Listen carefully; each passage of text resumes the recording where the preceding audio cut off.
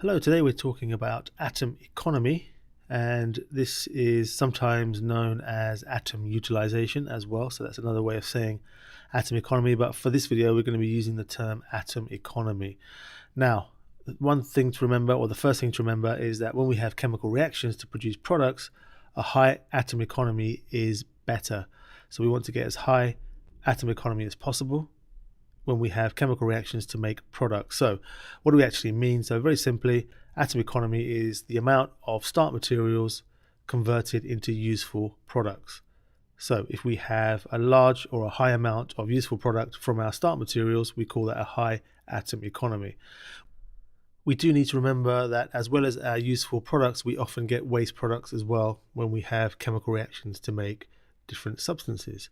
Now, how do we work out atom economy? Well, we work it out as a percentage, and we have an equation that helps us work out that percentage. Now, this equation here is what we use. It looks kind of wordy, but if we break it down, it's quite straightforward.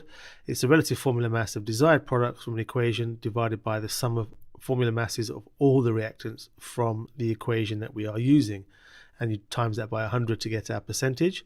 But if we break it down, it's basically the relative formula mass of our product. And remember, relative formula mass can be written like that.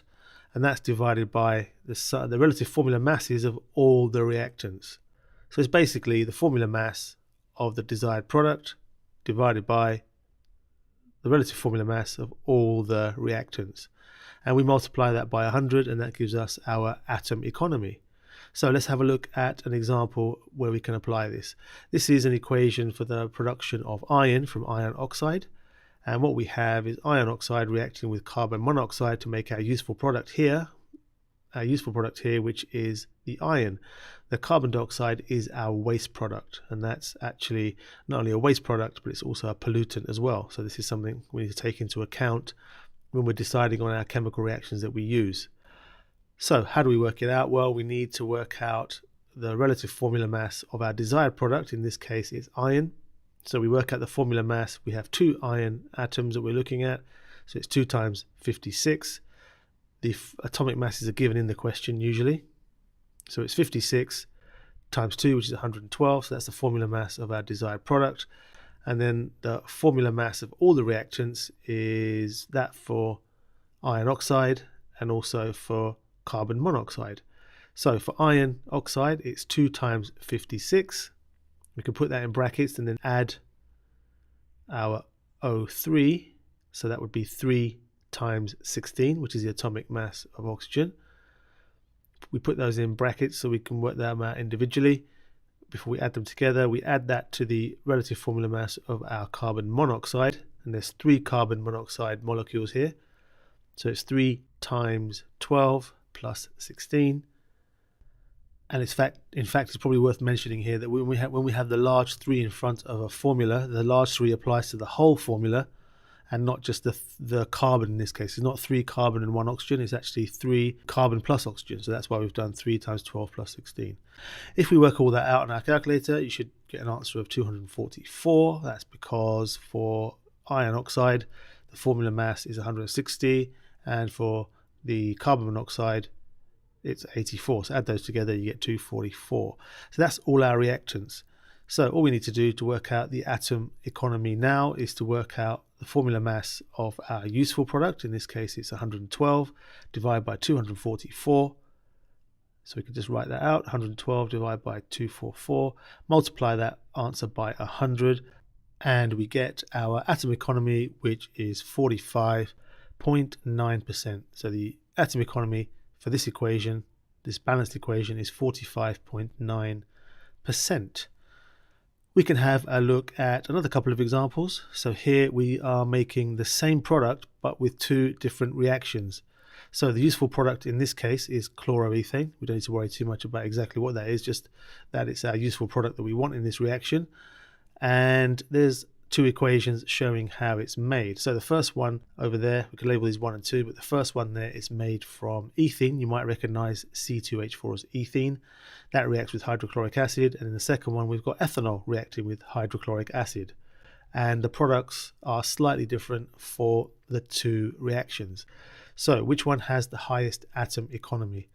If you're thinking ahead a little bit, you might have worked that out already.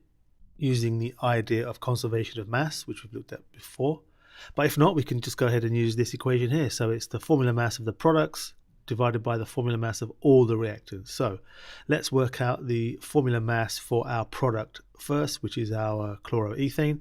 The equation for that is given there, or the formula for that is given there. So all we do is 2 times 12 plus 5 times 1. 1 is the atomic mass of hydrogen, plus the atomic mass of chlorine, which is 35.5. You might be wondering where I got those numbers from. They're all up here. They're given in the question. And if we work that out, do the calculation very carefully, you'll see we get an answer of, I believe, 64.5. That's the formula mass for our useful product, which is our chloroethane. Now we need to work out, for the first equation, the formula mass of all the reactants. So that would be the ethene and the hydrochloric acid. So we need formula mass of C2H4 plus the formula mass of HCl.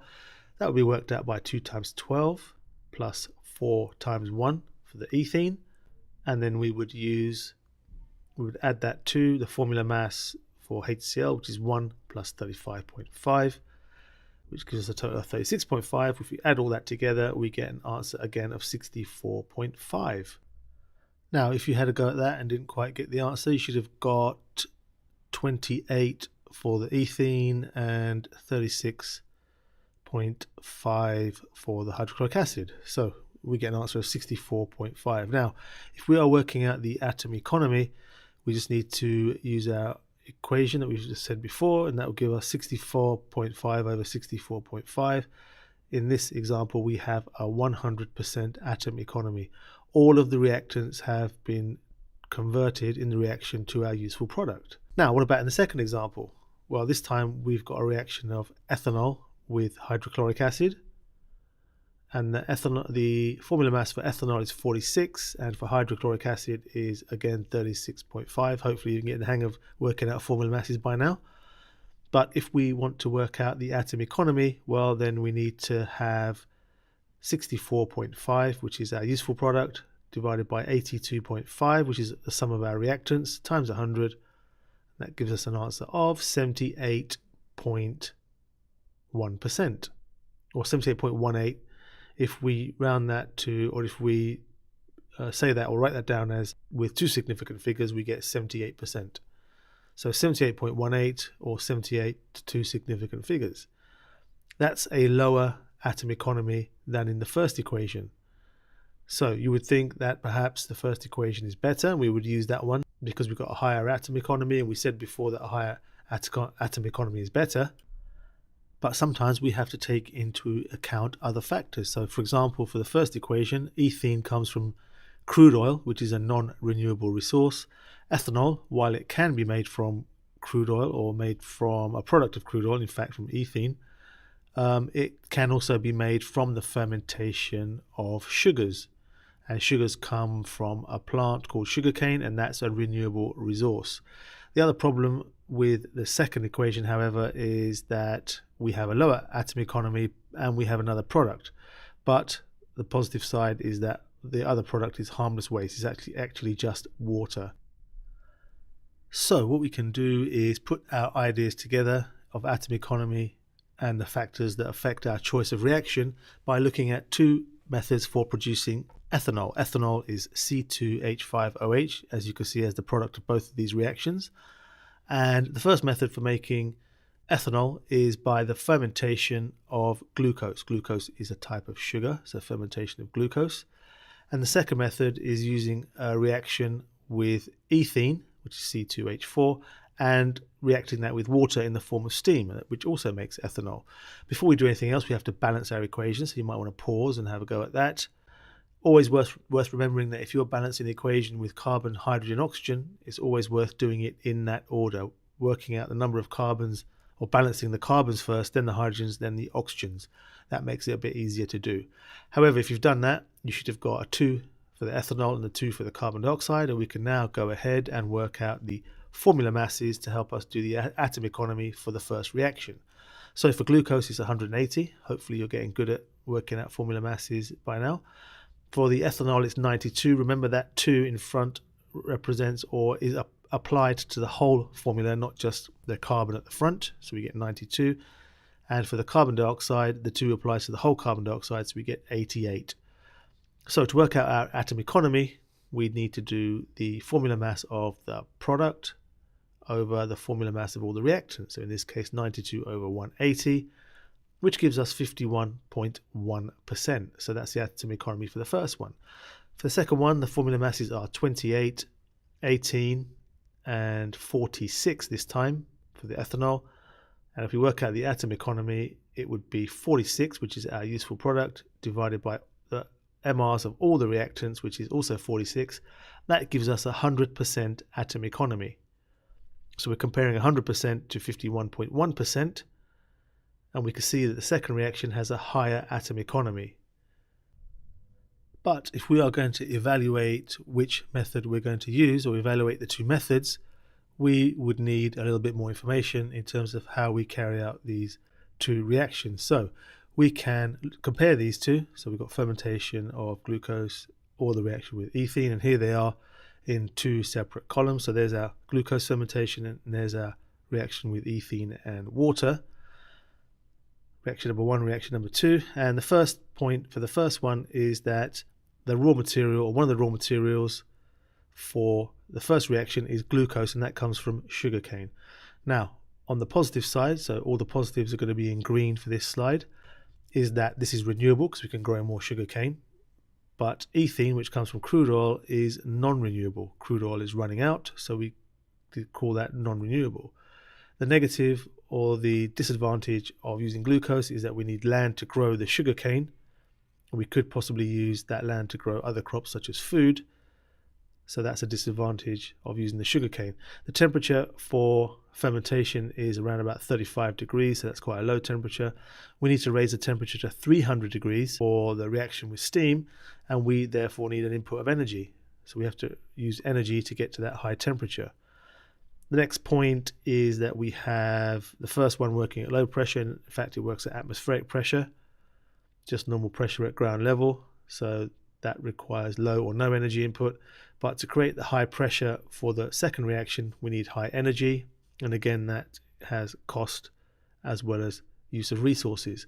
The first process is what we call, is done in batches. In other words, we stop and start.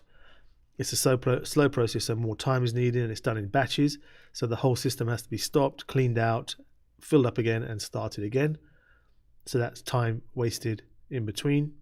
But the second one is actually quite fast, reacts almost immediately, so it makes it quicker, and it's a continuous process. We just keep on pumping in the water and the ethene, and it just keeps going. For the last one, we've got a low purity product because we've got yeast in there. We might have other materials in there as well as the alcohol, the ethanol.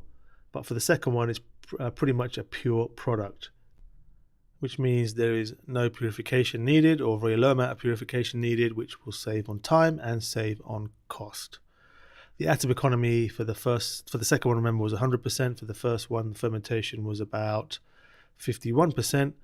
So which one would we use, taking into account all these different factors? Well, you might think the one on the right hand side, just for the atom economy, but because of all the other factors, the high energy input and all that kind of stuff that we've listed out in red, we actually tend to use the one on the left, the fermentation of glucose, much more than we use the reaction with water and ethene. So this is the more common one because other factors involved affect the production of the ethanol as well. So how much renewable resources we use, how much energy we use, and all that kind of stuff that we've just kind of mentioned.